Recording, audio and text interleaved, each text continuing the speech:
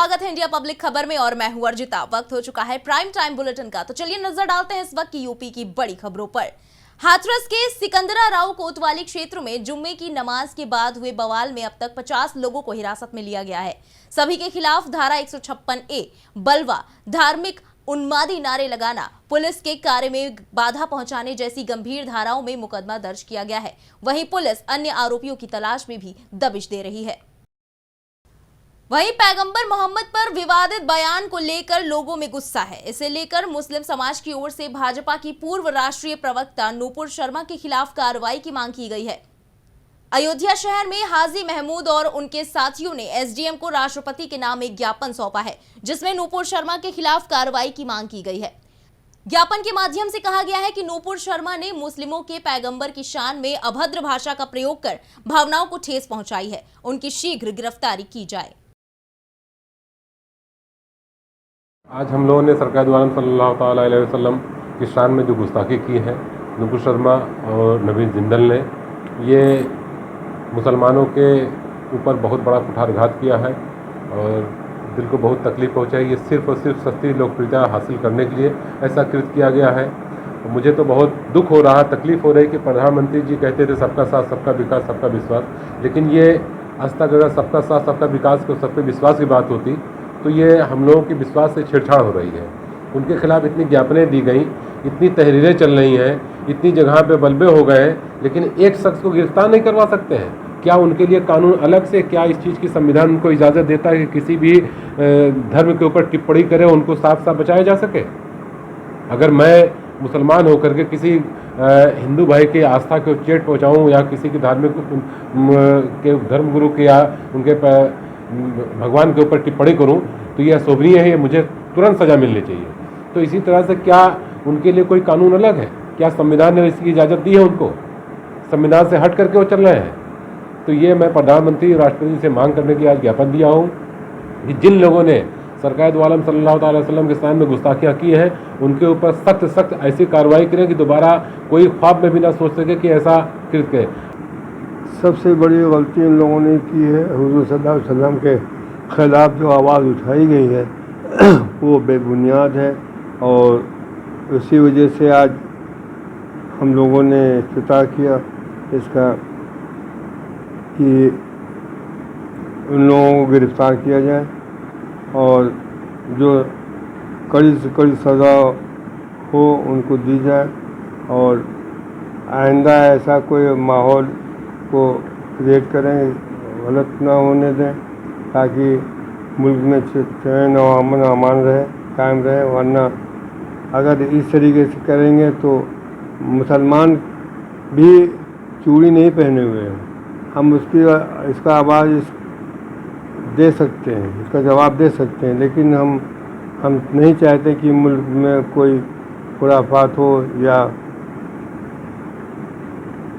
ऐसा कोई कदम हम उठाएं जिससे मुल्क का नुकसान हो।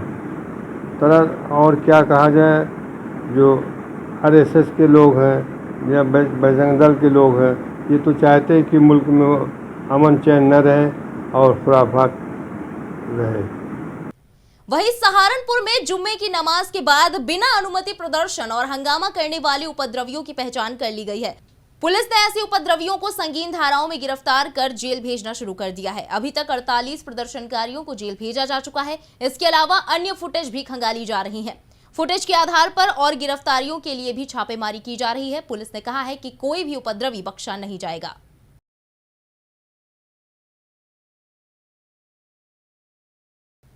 करते हैं अगली खबर की तरफ। कासगंज की गल्ला मंडी गौशाला और काली नदी एटीपी प्रोजेक्ट का शहरी विकास मंत्री एके शर्मा और राज्य मंत्री महिला कल्याण प्रतिभा शुक्ला ने निरीक्षण किया। इस दौरान एके शर्मा ने गौसेवा करने के लिए लोगों से आह्वान किया, तो वहीं उन्होंने कासगंज में 67 करोड़ रुपए की लागत से बनाए गए वाटर ट्रीटमेंट प्लांट को कासगंज वासियों के लिए एक बड़ी सौगात बताया। निरीक्षण के दौरान सदर विधायक देवेंद्र राजपूत, बीजेपी जिला अध्यक्ष केपी सोलंकी, जिला पंचायत अध्यक्ष प्रतिनिधि बॉबी कश्यप, डीएम हर्षिता माथुर, एसपी प्रमोद रोहन बोत्रे साथ रहे। नगर पालिका और नगर पंचायतों में, नगर निगमों में वेस्ट वाटर का ट्रीटमेंट एक बहुत बड़ा विषय हमेशा से रहा है।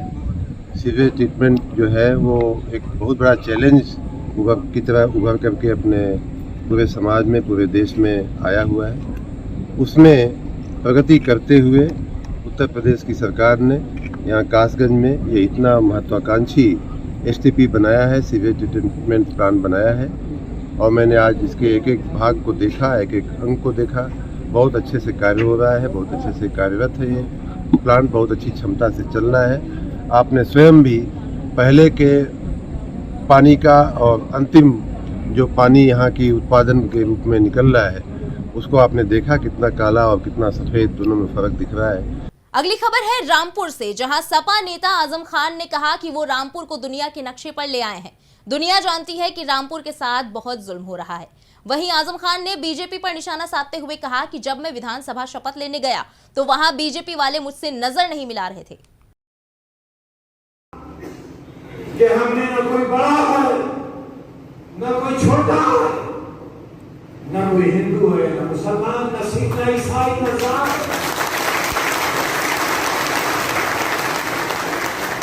जिन्होंने हमें पहचानने में गलती की है ये उनकी गलती है, हमारी गलती नहीं। उन्होंने अपना नुकसान किया, हमारा नहीं किया। हम उसे भी चाहते हैं कि वो एक ऐसे शख्स का साथ में जो वाकई दिल से बहुत मासूम है, जिसके दामन पे कोई काम नहीं, जिसकी पेशानी बिल्कुल साफ है। बढ़ते हैं अगली खबर की तरफ। हापुड़ के धनोरा गांव पहुंचे किसान नेता राकेश टिकैत ने कार्यकर्ताओं से मुलाकात कर उनकी समस्याएं सुनी। वहीं सरकार पर आरोप लगाया कि वो किसानों की जमीन लूटना चाहती है। कानपुर प्रयागराज हिंसा पर बोले कि हम इस बीमारी से बहुत दूर हैं।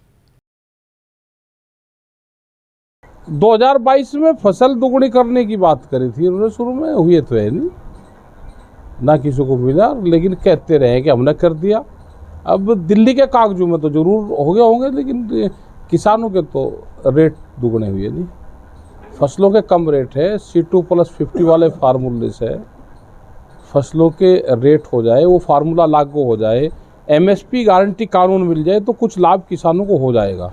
MSP भी बढ़ाया है, MSP बढ़ाया तो उस पर एक लाइन और लिख लेते कि भाई इस रेट से कम पे खरीद नहीं करेंगे, एक नीचे लाइन डाल देते तो जो व्यापारी किसानों को लूटता है तो सस्ते में नहीं लेता। बरेली में मुख्यमंत्री सामूहिक विवाह योजना के तहत गरीब बेटियों का विवाह कराया गया, जहां 225 जोड़े शादी के बंधन में बंधे।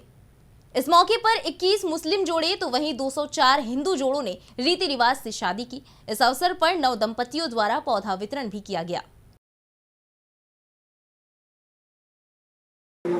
आज शासन की मंशा के अनुरूप, माननीय मुख्यमंत्री जी की मंशा के अनुरूप, आज मुख्यमंत्री सामूहिक विवाह योजना के अंतर्गत 225 जोड़ों का सामूहिक विवाह संपन्न कराया गया। कितने मुस्लिम हैं? जिसमें 21 जोड़े जो है विभिन्न ब्लॉकों से हैं, वो मुस्लिम समुदाय से बिलोंग करते हैं। साथ ही 202 जोड़े हैं जो हिंदू समुदाय से बिलोंग करते हैं। उनका आज यहाँ सभी जनप्रतिनिधियों की उपस्थिति में यहाँ विवाह संपन्न कराया गया है। आशा है कि इन सबका जीवन आगे सुखमय होगा और जो सरकार की मंशा है उसको हम लोग अच्छे स्वरूप से फलीभूत कर पाएंगे। आज लगभग 200 जोड़ों का यहाँ सामूहिक विवाह हो रहा है। हमारे यशस्वी मुख्यमंत्री योगी आदित्यनाथ जी ने सामूहिक विवाह योजना चलाई है। उसमें जो गरीब लोग हैं उनके विवाह भी इतने आलीशान पंडाल में इतने खूबसूरत तरीके से अच्छे से हो सके हैं, उनके जीवन भर एक आदमी को याद रहता है कि उसकी शादी कैसी हुई थी। ऐसी भव्य शादियों को देने के लिए मैं माननीय मुख्यमंत्री जी का धन्यवाद भी करना चाहता हूं कि उन्होंने इन गरीबों को एक बहुत बड़ी सौगात दी है। वहीं सिद्धार्थनगर जिले की एसओजी और मिश्रौलिया थाने की पुलिस ने बहेलिया गैंग के 6 शातिर चोरों को उनके सरगना के साथ गिरफ्तार किया है। पुलिस ने इनके पास से चोरी के सोने चांदी के आभूषण, नकदी और 2 अदद देसी तमंचा, 2 जिंदा कारतूस बरामद किए हैं। पकड़े गए ये सभी 6 अपराधी मैनपुरी जनपद के निवासी हैं और इन 6 अपराधियों के ऊपर सिद्धार्थनगर जिले के विभिन्न थानों में करीब 8 आपराधिक मुकदमे दर्ज हैं। एसपी ने बताया कि इन चोरों को पकड़ने वाली पुलिस टीम को उनकी तरफ से 25,000 का पुरस्कार भी दिया गया है। देखिए, आज जिला सिद्धार्थनगर में थाना मिसरोलिया में मधवापुर के पास में मिसरोलिया की पुलिस, एसओजी की टीम और सर्विलांस की टीम के द्वारा एक गैंग के 6 सदस्यों को गिरफ्तार किया गया है। ये लोग मैनपुरी के फरुखाबाद के रहने वाले हैं, बहेलिया जाति को बिलोंग करते हैं और ये लोग बसों में और अन्य जो वाहन हैं इस प्रकार के जिसमें सवारी चलती हैं उनमें बैग से चोरी करते हैं, घरों में घुस के चोरी करते हैं। इस तरीके के गैंग के 6 सदस्यों को गिरफ्तार किया है। इसमें हमारे जनपद में थाना सिद्धार्थनगर में, थाना चिलिया में, थाना डेबरवा में इस तरीके की घटनाएं पूर्व में हुई हैं चोरी की, और बसों में चोरी की, बैग चोरी की, उनका अनावरण किया गया है। और उसमें जो चोरी हुई संपत्ति थी, जो सोने की, चांदी की संपत्ति और इत्यादि संपत्ति थी, वो उनके पास से बरामद हुई है। अमरोहा के रजबपुर थाना क्षेत्र के चक बदोनिया गांव में दहेज के लिए विवाहिता की गला दबाकर हत्या करने का मामला सामने आया है। बता दें कि 18 महीने पहले युवती की शादी हुई थी।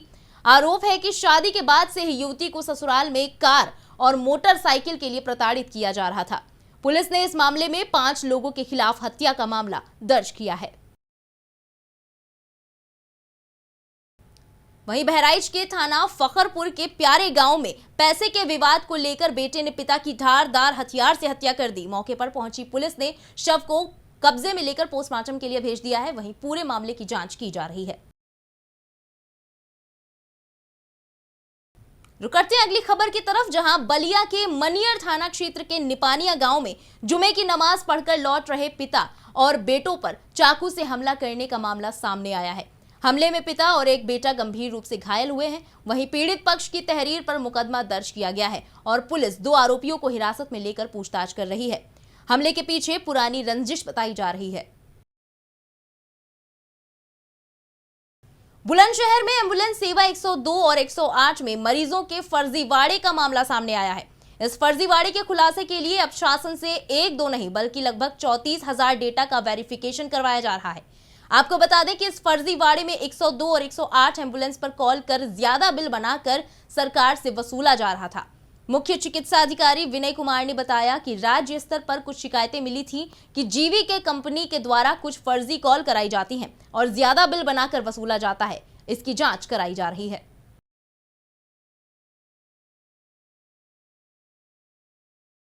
ये राज्य स्तर पर कुछ शिकायतें प्राप्त हुई थी। जो जीवीके कंपनी जो 102 और 108 एम्बुलेंसेज का संचालन पूरे प्रदेश में करती है, इनके द्वारा कुछ फर्जी कॉल वगैरह कराई जाती हैं और उससे ज़्यादा बिल बना करके वसूला जाता है। इस तरह की कुछ शिकायतें राज्य स्तर पर प्राप्त हुई होंगी, तो वो सभी जनपदों में जो डेटा है भेजा गया वेरिफिकेशन के लिए। तो 108 का पहले बात थी कि पहले 108 का डेटा वेरीफाई हो, तो करीब 17,000 के करीब 108 का है और लगभग इतना ही डेटा 102 का है, जिसको कि वेरिफिकेशन करने के लिए हमारे पास सभी जनपदों में भेजा गया। तो ICCC में जो जहाँ से कि हम कोविड कमांड सेंटर कोरोना के दौरान यूज़ कर रहे थे, तो उसका ही उपयोग करते हुए हमने करीब 6 से 8 टेलीफोन लाइन्स का फोन्स का उपयोग कर रहे हैं हम, और उसको वेरीफाई कराने का प्रयास कर रहे हैं कि ये वास्तव में जो है सही लाभार्थी थे या ये फर्जी कॉल थी या फर्जी लाभार्थियों का लेकर के जो है क्लेम किया गया। तो सर, अब तक की कॉल्स में क्या सामने आया है? अभी ये चल रही है, अभी हम जो कर रहे हैं जांच, उम्मीद है कि 9 तारीख तक करीब 108 का जो हम कोशिश करेंगे कि ख़त्म कर लें वेरिफिकेशन। उसमें काफ़ी संख्या ऐसी आ रही है जो कि फ़ोन उठ नहीं रहे, पिक नहीं हो रहे, या आउट ऑफ रेंज या स्विच ऑफ, इस तरह से आ रहे हैं। काफ़ी कॉल्स ऐसी आ रही हैं जो कि बता भी रहे हैं कि हाँ हमने यूज़ किया था 108 एम्बुलेंसेज का, लेकिन कुछ ऐसी भी आ रही हैं कि जो लग रहा है कि शायद वो उन्होंने उसका उपयोग नहीं किया। फाइनल फिगर्स हम तभी बता पाएंगे जब ये वेरिफिकेशन जब कंप्लीट हो जाएगा। अगली खबर है बरेली से। बरेली के बहेड़ी थाना क्षेत्र के एक निजी अस्पताल की लापरवाही सामने आई है, जहां एक महिला के पैर के अंगूठे में जख्म था तो डॉक्टर ने महिला का पूरा पंजा ही काट दिया, जिसके बाद महिला की हालत बिगड़ने लगी। वहीं महिला के परिजनों ने लापरवाही का आरोप लगाते हुए जमकर हंगामा काटा। सूचना पर पहुंची पुलिस ने महिला के परिजनों को शांत कराया। वहीं महिला को जिला अस्पताल रेफर किया गया है। तो क्या हुआ, क्या मामला था? मामला पंजा पर लेके आए, अंगूठे में थोड़ी दिक्कत हो गई, कुछ ठोकर लग के जब बोला अंगूठे में दिक्कत आ रही है, अंगूठा कटेगा। फिर इन्होंने ले जाके तब पैर काट डाला, सारी हड्डी बची है। कल हम रुद्रपुर ब्लड लेने गए, बोला लुटेरे अस्पताल में तुम कैसे चले गए? बोले 1 नंबर का फ्रॉड है वो। अब सुबह से चला गया बरेली, उन्हें छोड़ के। कंप्यूटर को दिन तो कुछ पकड़ना नहीं आ रहा है। बिल कितना क्या हुआ, कितना रुपए बिल ले रहा है डेली रात का 20,000 रुपए हमें बर्बाद कर दिया। बुलंदशहर के अहमदगढ़ थाना क्षेत्र के गांव मुमरेजपुर में अवैध खनन कर रही 2 जेसीबी और 3 डंपरों को पकड़ा गया है। वहीं प्रशासनिक टीम देखकर खनन कर रहे लोग मौके से फरार हो गए। बता दें कि डिबाई उप जिलाधिकारी गजेंद्र सिंह ने अवैध खनन माफियाओं पर कार्रवाई करते हुए शिकंजा कसा है। एसडीएम की कार्रवाई से खनन करने वालों में हड़कंप मचा है। शिकायत लगातार मिल रही थी कि यहाँ पर कुछ मिट्टी खनन की माफिया जो है अवैध रूप से खनन कर रहे हैं। इसके क्रम में मेरे द्वारा 2-3 दिन पहले भी तहसीलदार डिवाइस को लेके जांच भी की गई थी, लेकिन उस दिन ये लोग जो अवैध खनन माफिया लोग थे ये मौके से भाग गए थे, पकड़ नहीं पाए थे। कल रात को पुनः सूचना मिली थी कि यहाँ पर अवैध मिट्टी खनन हो रहा है, जिसके क्रम में तहसीलदार डिवाई और पूरी टीम के साथ यहाँ पर छापा मारा गया और मौके पर 2 जेसीबी अवैध खनन करते हुए पाया गया। साथ में 3 डंपर थे जिससे मिट्टी का भरण किया जा रहा था और परिवहन किया जा रहा था और मौके पर इनको पकड़ लिया गया है और उसको थाना अहमदगढ़ में सीज कर दिया गया है और खनन नियमावली के सुसंगत प्रावधानों के अंतर्गत इनकी खिलाफ कार्रवाई की गई है। बढ़ते हैं अगली खबर की तरफ। बुलंदशहर पुलिस और स्वाट टीम ने मुठभेड़ में 2 बदमाशों को गिरफ्तार किया है। बता दें कि बदमाशों ने सर्राफा व्यापारी से रंगदारी मांगी थी। वहीं शिकायत के बाद पुलिस ने जाल बिछाकर बदमाशों को गिरफ्तार किया है। मुठभेड़ में 2 बदमाशों को गोली लगी है। मौके से एक बदमाश फरार हो गया, जिसकी तलाश की जा रही है। एक प्रदीप मित्तल है जिनकी दुकान सोने चांदी की कोतवाली नगर में हुई है, शिकारपुर में हुई है। इनको एक धमकी आई थी जिसमें इनसे रंगदारी मांगी गई थी। इसके परिप्रेक्ष्य में 5 तारीख को इन्होंने कोतवाली नगर में सूचना दी थी, जिस पर रंगदारी का मुकदमा कायम हुआ था। इसके लिए टीमें लगाई गई थी। इसमें जब टीम ने काम किया तो पता चला कि एक मोबाइल उसी दिन 4 तारीख को शिकारपुर थाना क्षेत्र से लूटा गया था एक मंदिर से। उसी मोबाइल को रैंसम मांगने में, रंगदारी मांगने में प्रयोग किया जा रहा था। उसके लिए सर्विलांस टीम ने काम किया, लेकिन चूँकि उसी फ़ोन को यूज़ करता था, यूज़ करने के बाद फ़ोन बंद कर दिया जा रहा था। पुलिस सफलता नहीं मिल पा रही थी, लेकिन पुलिस लगातार वहाँ पर काउंटिंग कर रही थी, वहाँ पर पूछताछ कर रही थी। उसमें कुछ नाम प्रकाश में आ रहे थे, लेकिन वो कन्फर्म नहीं हो रहा था। इसी बीच उनका मोबाइल फ़ोन जो पुराना था उसको बंद करा दिया गया था। बदमाशों ने जब वो फ़ोन नया फ़ोन बंद हो गया, पुराना फ़ोन बंद हो गया, तो नया फ़ोन प्रयुक्त किया। आज जब उस फ़ोन का प्रयोग करके धमकी दिया उसने, तो उसकी सूचना प्रदीप मित्तल द्वारा पुलिस को दी गई। इस पर उसकी लोकेशन निकलवाई गई। पता चला उसका लोकेशन बदमाशों का बलीपुरा नहर पर है। वहाँ पर एक तरफ से एसओजी की टीम, स्वाट की टीम आई और एक तरफ से कोतवाली नगर की टीम ने प्रयास किया। जब वहाँ पर गए तो बदमाशों द्वारा पुलिस पर फायर किया गया, जिसमें प्राथमिक छात्र पुलिस द्वारा फायर किया गया। उसमें 2 बदमाश घायल हो गए, एक बदमाश भाग गया। वहीं संभल की सदर कोतवाली क्षेत्र के मुख्य बाजार में बिजली की हाई टेंशन लाइन की चपेट में आने से एक मजदूर की मौत हो गई। मजदूर की मौत के बाद परिजनों में हड़कंप मच गया। बता दें कि नखासा थाना क्षेत्र का रहने वाला मजदूर लेंटर पर काम कर रहा था, तभी यह हादसा हुआ। आजमगढ़ पुलिस को बड़ी कामयाबी मिली है। पुलिस ने एसपी के निर्देश पर मुबारकपुर थाना क्षेत्र में चेकिंग के दौरान 10 लाख की कीमत के गांजे के साथ 3 तस्करों को गिरफ्तार किया है। पुलिस अधीक्षक ग्रामीण शैलेंद्र लाल ने बताया कि पकड़े गए अभियुक्तों में से एक अभियुक्त बड़हलगंज थाना क्षेत्र का रहने वाला है और 2 अभियुक्त असम के रहने वाले हैं।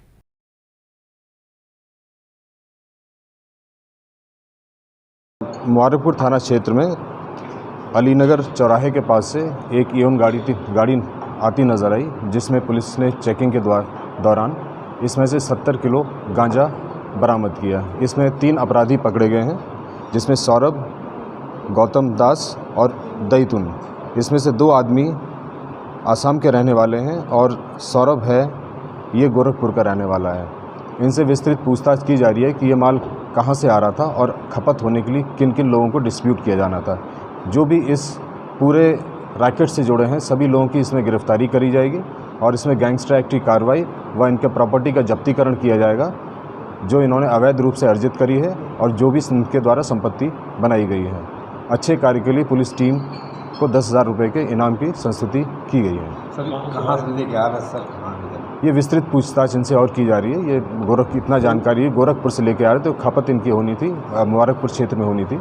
इसमें और डिटेल से जैसे संज्ञान में आएगा, बाकी सभी अपराधियों को गिरफ्तार कर वैधानिक कार्रवाई की जाएगी। लखीमपुर खीरी जिले के पुलिस अधीक्षक संजीव सुमन के निर्देशन में अवैध मादक पदार्थों के विरुद्ध चलाए जा रहे अभियान में बड़ी सफलता हाथ लगी है।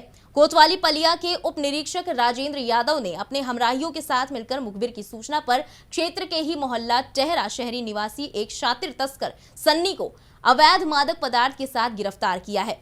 आरोपी के पास से 1 किलो 10 ग्राम अवैध गांजा बरामद हुआ है। वहीं झांसी में एसएसपी शिवहरी मीना के निर्देश पर खुले में शराब पीने वालों के खिलाफ अभियान चलाया गया, जहां विभिन्न थाना क्षेत्रों से 191 लोगों को हिरासत में लिया गया है, जिनके खिलाफ उचित कार्रवाई की गई है।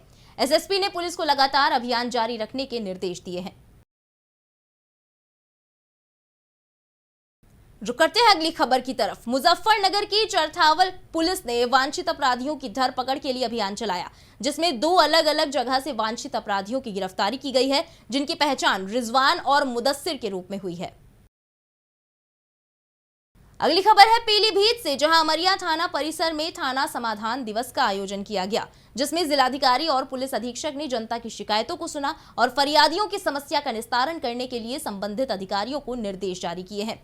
जमीन से जुड़ी समस्या के लिए लेखपाल, कानूनगो और पुलिस की टीम बनाकर गांव भेजने के निर्देश जिलाधिकारी ने दिए हैं।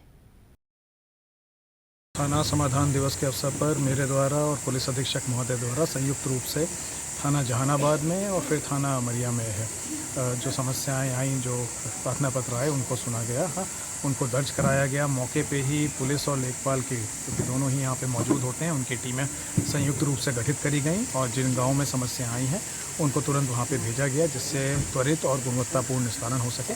थाने का निरीक्षण भी जहानाबाद में करा गया था और जो वाहन वहाँ पे पड़े हुए थे उनके डिस्पोजल के संबंध में भी निर्देश दिए गए हैं। थाने की साफ़ सफाई, परिसर की साफ़ सफाई के बारे में भी निर्देश दिए गए।